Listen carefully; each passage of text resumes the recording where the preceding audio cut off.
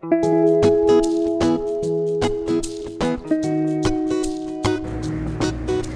I'm Daphne. In our last video, we had a general view of the communication process. Today, we shall talk about communication models. Models help us visualize the complex and interesting process of communication. At the end of this video, we shall find out the similarities and differences among the three models, such as linear, interactive, and transactional.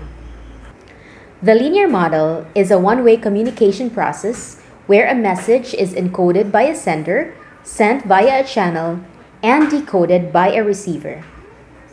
An example for linear communication is best illustrated by the Shannon-Weaver model, considered the mother of all models. It was developed in 1949 by mathematicians Claude Shannon and Warren Weaver.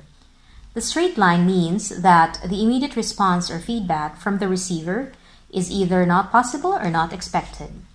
It is important to note the 5 elements. 1. An information source which produces a message that can be sent in multiple different ways. It may be done orally, in writing, through body language, music, etc. 2. A transmitter or encoder which encodes the message into signals.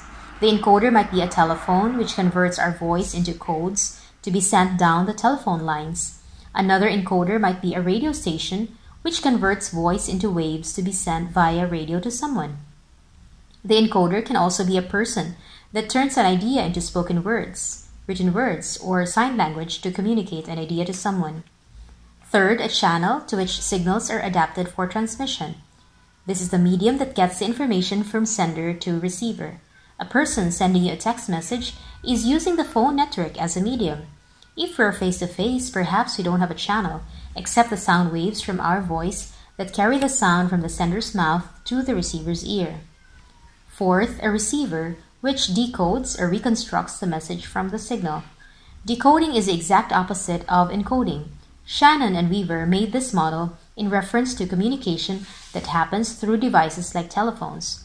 So in this model, there usually needs to be a device that decodes a message from binary digits or waves back into a format that can be understood by the receiver. In a face-to-face communication, decoding means interpreting the written or spoken words into a meaningful message. 5. The destination or the receiver is the end point of the original Shannon and Weaver model of the technical communication process. This is the step where the person finally gets the message or what's left of it, considering all the disruptions or noise along the way. The person who finally receives your text message or email or personal message is the destination. Let me also point out a 6th element, noise, which is any interference to the message that is traveling along the channel. Let us take a phone conversation as an example. A static on the phone or a bad signal may lead to the disruption of the signal received, which will end up different from the original intention. In face-to-face conversation, noise would include any distractions while the communication process is going on.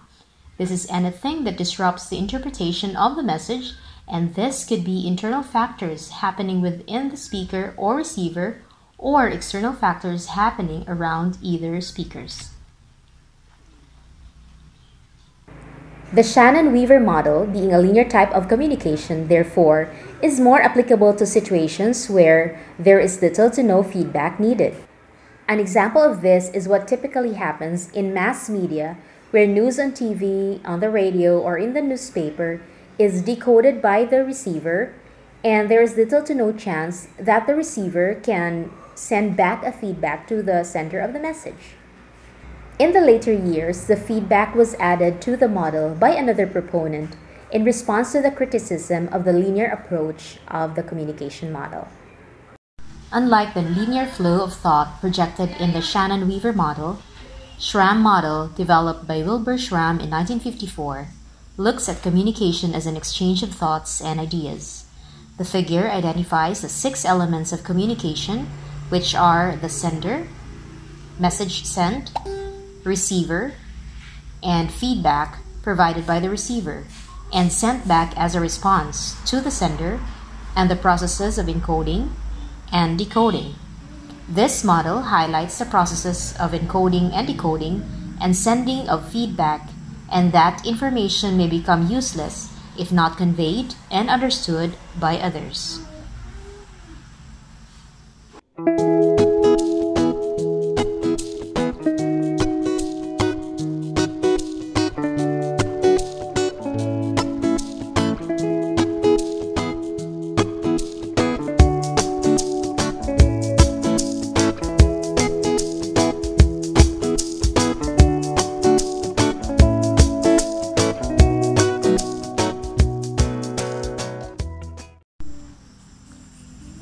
The transactional model shows a circular process of interaction between the persons involved in the communication, with each one actively participating and sharing ideas with one another.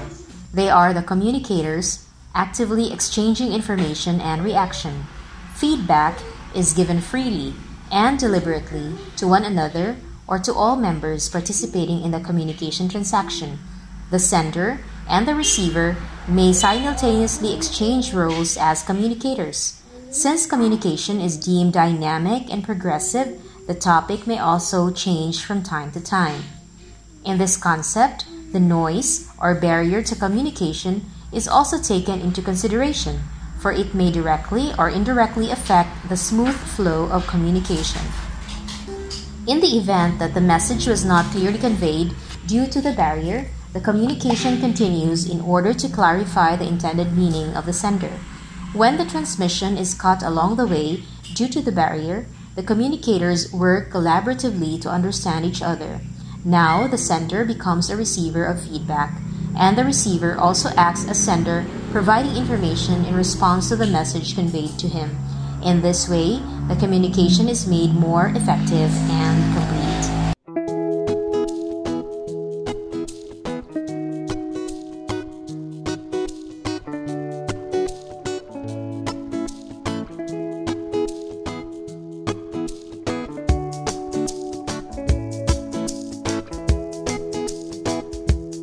So that ends our discussion of the three models of communication.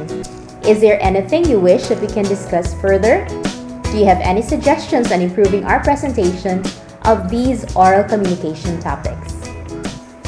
Please tell me what you think in the comment section below, and like and subscribe to this channel for more related videos.